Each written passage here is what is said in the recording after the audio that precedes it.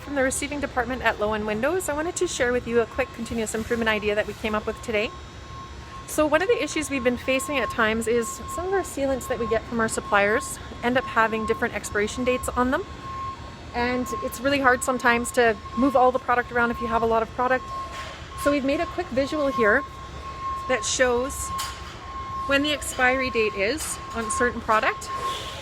So if you've got two different expiry dates, then you'd mark them on the shelf. Anybody that's replenishing the stock will check to make sure that the stock is still honoring the shelf life, as well as when the product's being picked to supply to our assembly departments, we also make sure that it's within the allotted expiration date as well. So that's our 2-second improvement. Thanks for watching.